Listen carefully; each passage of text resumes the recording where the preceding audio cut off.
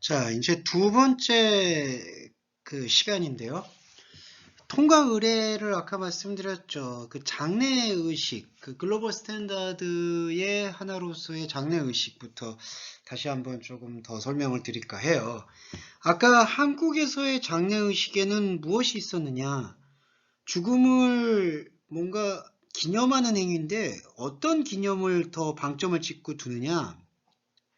죽음을 극복하는데 이렇게 더 무게중심을 둔다라는 겁니다.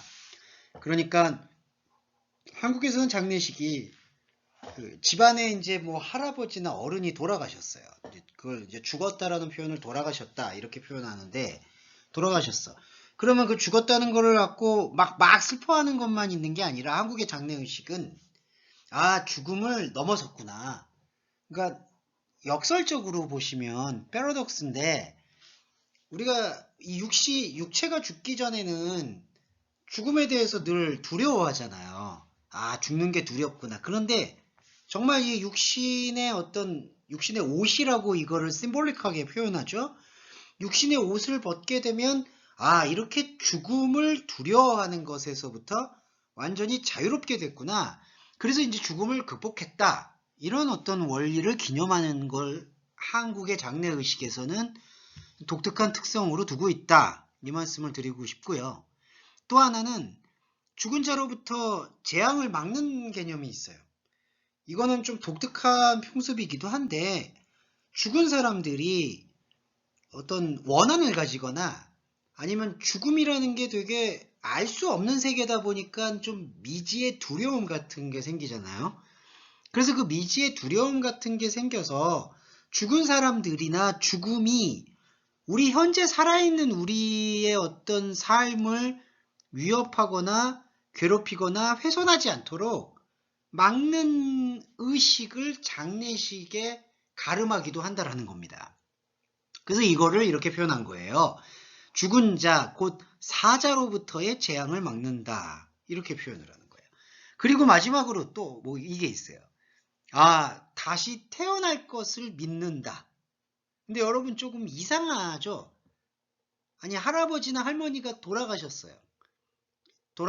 근데, 아, 할아버지와 할머니가 다시 태어날 거를 믿어요. 이상한 거잖아요. 그게 어떤 뜻이냐 하면은, 아, 모든 사람은 한 번씩 다 죽어요. 한 번씩 다 죽는다. 그렇게 생각하죠? 그런데, 어느 순간, 어느 때, 그건 우리가 몰라. 그런데 우리가 어느 순간, 어느 때, 다시 다 만날 수 있다라는 어떤 만남을 기원하는 의식이 한국의 장례 문화에는 녹여져 있다. 이렇게 생각하시면 되겠습니다. 그래서 이 원리를 세 가지로 요약해서 말씀드리면 죽음의 두려움을 뛰어넘는 것을 기념하는 것, 그리고 죽은 자들이 현재 살아있는 우리의 가정이나 집안이나 존재를 위협하는 것으로부터 막아주는 것, 그리고 마지막으로는 돌아가신 분들, 죽은 분들이, 죽은 우리 가족이 언젠가는 다시 모두 웃는 얼굴로 만날 것이다 라는 다시 태어남을 기원하는 것. 그게 장래의식의 하나라고 볼 수가 있어요. 그래서 이게 이제 통과 의례 같은 거죠. 그런데 이게 장례식에서 독특한 한국의 풍습 중에 뭐가 있냐면요. 손톱하고 발톱을 깎아요. 거기 장례식에 다녀오면. 재밌죠? 그러니까 이게 좀 미신적인 건데요. 손톱하고 발톱 같은 거에 귀신이 들어온다고 생각을 하는 거야. 그러니까 장례식을 갔다 오면 장례식장에 가면은 막 그 죽은 사람들의 원혼이라고 하는 뭐 귀신들이잖아요. 그런 신들이 막 떠돈다라고 사람들은 미신적으로 생각할 수밖에 없는 것이고, 그렇게 떠도는 귀신들이 이 살아있는 사람의 손톱과 발톱 속으로 스며들어서 사람을 괴롭힐 거다라는 게 오래전부터 내려온 민간 신앙 중에 하나죠. 그래서 장례식에 갔다 온 사람은 손톱하고 발톱을 깎는다. 뭐 이러한 어떤 의식적인 게 있습니다. 돌아가신 분한테는 손톱과 발톱을 깎는 게 비슷한 이치예요. 좋은 곳으로 모시고 싶다라는 그러한 이치를 담고 있죠. 자, 이렇게 이제 그 통과 의례에 대해서 좀 살펴봤고, 그 모든 공동체나 국가에는 지난 시간에도 말씀을 드렸지만 이 토속 신앙이 존재해요. 그걸 이제 민간 주술, 민간 신앙이라고 표현을 합니다. 그러니까 종교라는 거, 여러분 종교라는 거는 어디서 출발하느냐? 사람이 이렇게 약한 존재잖아요. 한없이 강하기도 하지만 또 한편으로는 한없이 약하기도 하죠. 그래서 그 약한 존재가 뭔가 보이지 않는 대상을 숭배하고 싶은 마음이 생겨요. 숭배하고 섬겨서 우리가 살고 있는 이 약한 인간의 삶을 보다 더 안전하고 윤택하게 만들어줄 거라는 생각을 이렇게 갖는 행위, 그게 여러분 종교인데, 릴리전인데, 그 릴리전의 원리는, 릴리전의 어떤 프로토타입은, 원형은 주술에서부터 비롯됐다라고 봐도 과언이 아니죠. 자, 주술이라는 건 뭐냐면 샤만이에요. 샤만. 그러니까 입증되지는 않았지만 어떤 사람이 살고 있는 것에 대한 의식적이고 무의식적인 삶의 원리, 그런 부분으로까지 생각해 볼 수 있는 게 주술입니다. 그래서 여기 이제 프레이저의 이 학자의 말을 인용했는데요. 주술은 종교로, 종교는 과학으로 에볼루션, 진화한다라고 표현을 하는 겁니다. 그래서 베트남, 중국, 일본, 한국, 어떤 나라든 이렇게 민간 주술이 있어요. 민간 신앙이. 그러면 한국의 민간 신앙이 어떤 거냐, 민간 주술이 어떤 거냐, 이걸 또 살펴보는 건 아까 앞서 말씀드렸던 이 글로벌 스탠다드를 이해하는 원리와 같다라고 할 수가 있기 때문에 한번 짚어볼 필요가 있다라는 거죠. 그러면 오늘 이 민간 주술과 민간 신앙에 대해서 한번 살펴볼까 합니다. 자, 원리는 뭘까요? 이 민간 주술과 민간 신앙의 원리라는 건 뭐냐면, 왜 민간 주술과 민간 신앙이 어디서부터 태동했냐, 어디서부터 나왔냐, 그거를 이제 알고자 하는 건데, 자, 세 가지 이론이 있어요. 애니미즘이 있습니다. 애니미즘이 뭐냐 하면은, 한자로 표현하면은 만물 정령설. 여기 지금 중국 학생분들 계시면 여기 지금 한자로 그냥 읽으셔도 될 것 같네요. 만물 정령설. 말도 이상하네. 애니미즘입니다. 자, 애니미즘이 뭐냐 그러면 여러분 나무, 짐승, 그리고 뭐 산, 바다, 물, 이러한 어떤 자연, 내추럴 소스에 그 영혼이 있다라는 거예요. 스피리츠가 있다는 거예요. 그러니까 만물 정령설이라는 거는 나무에도 영이, 그러니까 나무에도 스피릿이 있고, 뭐 산에도 스피릿이 있고, 짐승에도 스피릿이 있다라는 거예요. 그래서 그걸 믿는 거예요. 그래서 나무가 신이 돼요. 그래서 나무를 뭐 섬기고, 산도 신이 돼요. 그래서 여러분 산신이라고 들어보셨을지 모르겠는데, 이게 마운틴 갓 이렇게 영어로 하면 그 정도 될까요? 그러니까 산에도 신이 있다라고 믿는 거예요. 그러니까 내추럴, 자연에 스피릿이 있다, 신이 있다, 이렇게 믿는 페이스가 바로 애니미즘입니다. 자, 이게 민간 주술의 첫 번째 원리고요. 두 번째 원리는 그 만물 정렬설이라는 애니미즘에 공포가 들어가요. 그게 애니마티즘. 그게 뭐냐 하면은, 자, 아까 나무하고 산이 신이 깃들어 있다, 스피릿이 깃들어 있다라고 보죠. 그런데 여러분 생각해 보시면 뭔가 보이지 않는 에너지가 있다. 이게 스피리추하고도 비슷하겠죠. 그러니까 나무도 나무, 바다도 바다, 자연이 자연의 고유의 어떤 기운을 갖고 있다. 이렇게 생각할 수가 있는 게 애니미즘의 출발점이었잖아요. 그런데 기운을 갖고 있다, 에너지를 갖고 있다라고 얘기를 한다면은 그 에너지가 인간을 꼭 도와주기만 하겠냐라고 생각을 안 할 수가 있잖아요. 에너지라는 거는 힘이고 파워인데, 파워잖아요. 그 힘이라는 게 사람을 도와준다라는 보장이 없죠. 개런티가 없잖아요. 그러면은 그 자연의 기운이나 자연의 에너지가 사람을 해칠 수도 있다. 공격할 수도 있다. 그런 두려움에서 비롯되는 게 바로 애니메티즘입니다. 이게 만물 공포 정렬설이라고 얘기를 해요. 그러니까 자연에 깃들어져 있는 정신이나 기운이나 에너지가 우리 인간을 해칠 수도 있다라는 그런 공포와 두려움을 갖고 있는 믿음이 바로 애니메티즘이라는 거죠. 자, 이게 두 번째 원리예요. 그리고 세 번째 원리는 흑주술, 백주술 이런 겁니다. 이거는 이제 민간 신앙의 어떤 가장 원초적인 부분인데, 흑주술이 뭐냐면요, 옛날에 왕의 부인, 근데 이걸 어떻게 설명을 할까요? 이게 이제 우리 한국의 은어, 한국에서 쓰이는 어떤 표준어가 아닌데 자주 쓰이는 말로는 첩이라고 하는데, 장희빈. 그러니까 옛날에는요, 한국의 조선시대나 고려시대다 왕이 있으면요, 왕한테는 부인이 여럿 있었어요. 그래서 여러 부인들 중에 하나를 이제 빈이라고 직함을 표현하는데, 장희빈이라는 여자가 흑주술을 썼습니다. 흑주술이라는 거는 뭐냐 하면은, 아주 뭔가 저주를 하는 거예요. 그러니까 자기가 미워하는 사람의 어떤 얼굴이나 인물을 그려놓고 거기다가 막 화살을 쏘가지고 고통을 주려고, 그런 행동들.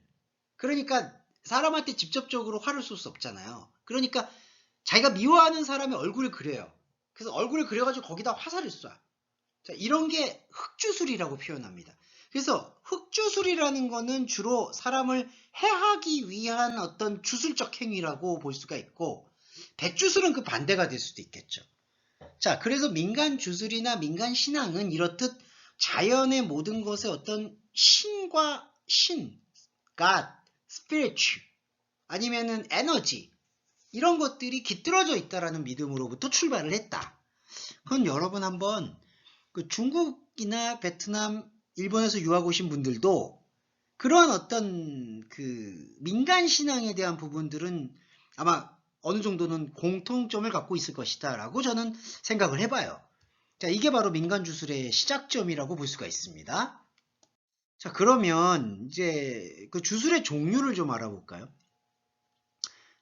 주술이다 이러면은 뭔가 여러분 그냥 편하게 타로점을 본다, 이렇게 뭘 쓴다, 이런 게 있잖아요. 근데 이제 주술은 여러 가지 어떤 행동을 낳겠죠. 어떤 행동들이 있겠는가? 첫 번째로는 언어 주술이 있죠. 그러니까 이렇게 노래를 불러요. 막 이렇게 랄랄라 오 이렇게 노래를 부르면서 신을 부르는 거예요. 이게 이제 주술 행위라고 하는 건데, 이 주술 중에 이제 노래를 부르거나 아니면 독경, 어떤 종교의 경전을 막 계속 읽어. 그래서 신을 불러들이는 행위. 이게 바로 언어 주술이에요. 말로 하는 거죠. 그리고 두 번째로는 제사를 말하는 거죠. 희생 주술입니다. 제사 여러분 뭘까요? 제사가 뭐가 있을까요? 그 부모님 아니면 조상한테 이런 제사 지내는 거 있죠. 프리스트가 이제 제사장이 나와가지고 제사 드리는 행위. 그럼 제사를 할 때 그냥 제사를 하는 게 아니겠죠. 뭔가 의식이 있죠. 세레모니가. 그럼 세레모니의 어떤 그 과정에서는 뭐가 존재를 할까요? 희생물이 필요한 거예요. 그래서 이거는 희생주술이라고 하는데, 제사를 드리는 의식이고, 그렇게 제사를 드리는 의식 중에 희생물의 피를 요구를 해요. 그래서 여러분 옛날에는 되게 이제 세베지안 민간주술, 상당히 야만적인 민간주술에는 이것을 인신제사라고 표현을 하는데, 인신제사 같은 이런 어떤 희생주술이 있었던 것으로 알려져 있습니다. 근데 이제 인신제사가 좀 너무 잔인하고, 그리고 사람이 사람을 죽여서는 안 된다라는 그런 인간의 존엄성에 대한 보편적인 합의가 눈뜨는 그런 문명사회에 조금 발달이 되게 되면 인신제사에서 동물제사, 애니멀 프리스트로 넘어가게 돼요. 그래서 이제 소를 잡는다든지, 아니면은 돼지를 잡는다든지, 그래서 동물의 피를 뿌려서 자연의 신을 달래준다. 이게 바로 언어주술은 아까 노래와 어떤 종교의 경전을 읽는 행동이라면, 희생주술은 그런 어떤 재물을 바치는 행위를 희생주술이라고 할 수가 있겠고, 그 다음에 속신주술이라고 하는 건 뭐냐? 한마디로 부적입니다. 여러분, 부적이라는 거는 어떤 영험한 어떤 그 영매 아니면 샤만이 종이에다가 기운을 입히는 어떤 그 주문을 형상화한 이미지를 그려서 사람의 몸에 그걸 지니고 다니는 거예요. 그게 바로 속신주술의 하나인 부적이라 이렇게 볼 수가 있겠죠. 그리고 나머지는 동종주술이나 모방주술, 전파주술 같은 게 있습니다. 그러니까 이게 모방주술이나 전파주술 같은 건 뭐냐 하면은 어떤 여자가 성인 여성이 아이를 못 낳아. 임신을 잘 못해. 그걸 불임이라고 하죠. 그럼 불임한 여자가 소원이 뭘까요? 지금 현대사회는 좀 모르겠지만 이전 사회에서는 안타깝게도 여성이 아이를 못 낳는 것을 어떤 핸디캡으로 여겼었어요.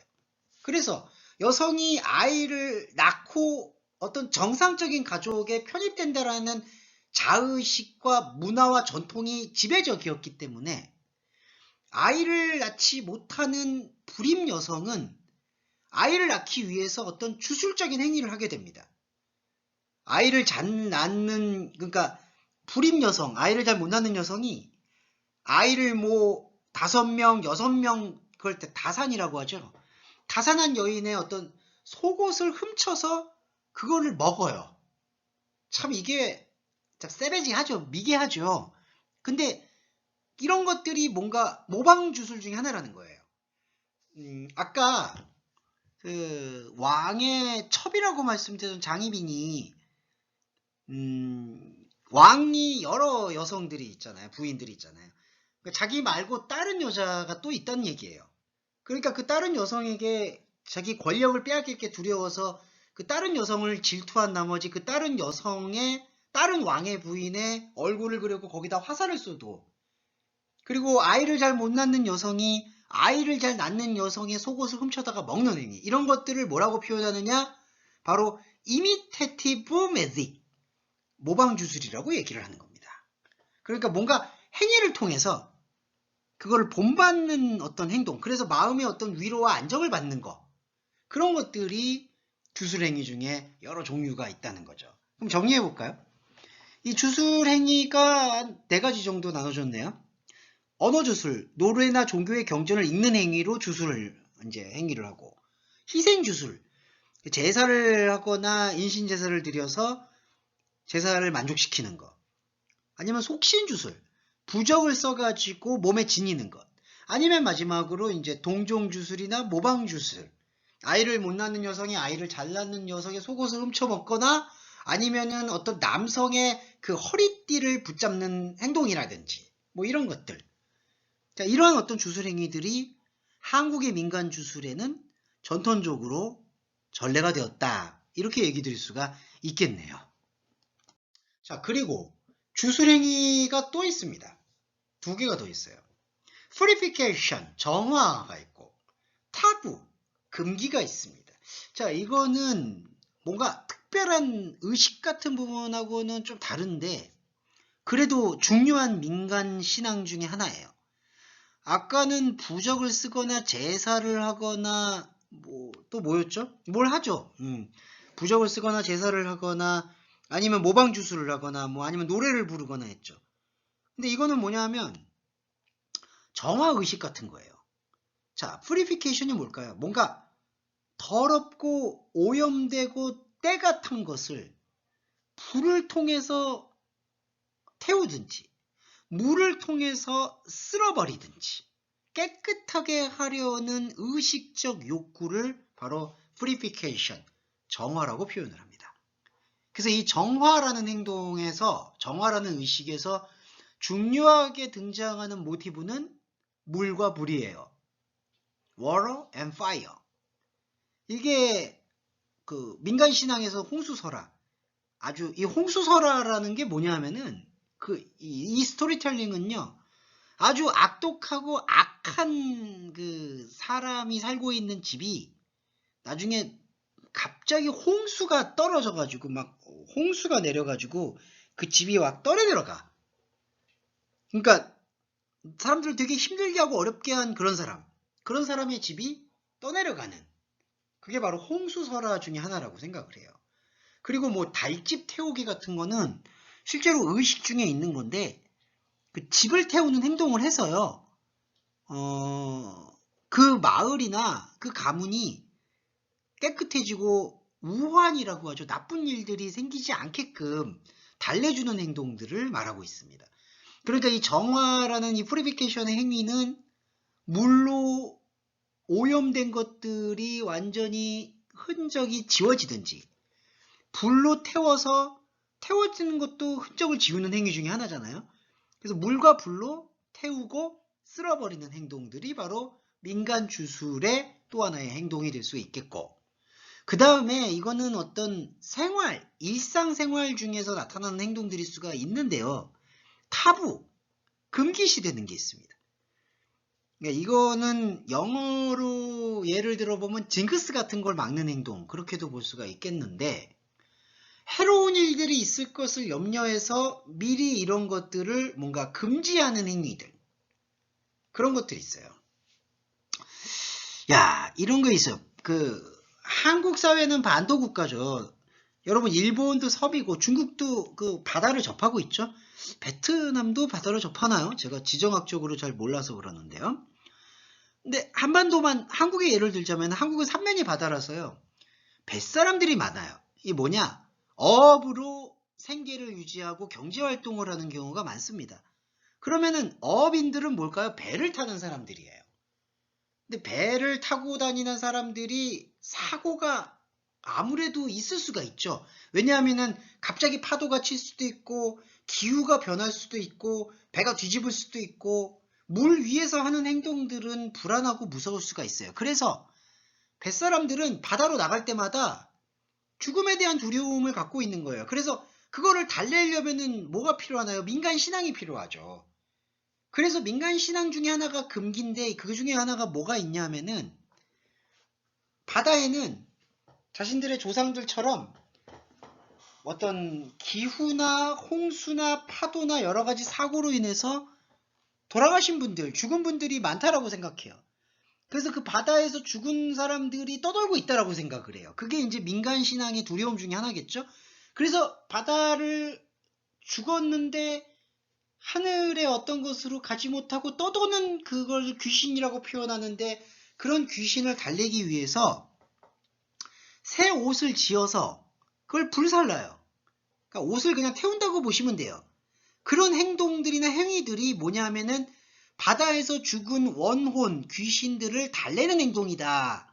그러니까 그 뱃사람들이 고기를 잡으러 배를 타고 바다로 나가기 먼저 전에 옷을 불태워서 바다에서 죽은 사람들의 원혼을 달래면 자신이 안전할 거다라는 것. 그런 건 여러분 먼저 차단하는 행위잖아요. 그러니까 그거를 타부, 금기한다라고 볼 수가 있는 겁니다. 자, 이게 이제 민간 주술과 신앙의 어떤 원리들을 지금 설명드리고 있는 부분이겠죠. 자, 이제 원리는 이쯤 설명을 드렸으니까, 그러면은 민간 주술과 민간 신앙 중에 어떤 신앙들이 이 한국의 토속적인 그 민간 신앙인지 살펴볼 필요가 있겠네요. 뭐가 있냐면은 가신신앙이라는 게 있습니다. 이거 쉽게 얘기하면 집에 신이 있다는 거야. 네. 그러니까 집에 귀신이 있다, 이렇게 얘기해도 될 것 같고, 근데 이걸 그냥 마냥 이렇게 그러니까 나쁘게 볼 건 아니고요. 우리가 살고 있는 집이 있잖아요. 집이 있다 보면은 그 집에 뭐 에너지, 기운이 있다, 에너지가 있다, 뭐 좋은 집이 있다, 나쁜 집이 있다. 내가 살고 있는 어떤 일상생활을 꾸리는 공간이 그런 어떤 좋은 기운을 받으면 좋겠다라는 마음의 염원이 있다라는 거죠. 그래서 이제 그런 염원을 담아서 표현하는 게 바로 이 가신신앙, 집에 신이 있다, 그렇게 이제 볼 수가 있겠고요. 집에 신이 있다라는 이러한 표현들 속에서 여러 가지 신들이 나와요. 첫 번째가 성주신. 이게 뭐냐? 성을 지킨다, 성의 주인이다라는 뜻인데, 이게 이제 지붕지킴이라고도 다르게 얘기해요. 그러니까 이게 저기 집이 있으면 그 집을 이렇게 지키는 신, 그걸 성주신이라고 얘기합니다. 내가 살고 있는 터전을 지켜주는 사람이다. 사람이다라는 게 아니라 이게 신이죠. 그러니까 내가 지금 여러분들도 집에 가서 잠을 주무시잖아요. 그러니까 내가 살고 있는 터전을 지켜준다. 그런 믿음을 갖고 있는 게 바로 성주신. 이렇게 표현할 수가 있겠네요. 그게 성주신이에요. 자, 그리고 삼신 나오는데 여러분 삼신서부터는 또 다음 시간, 세 번째 시간, 2강 세 번째 시간에 다시 한번 또 설명을 드리겠습니다.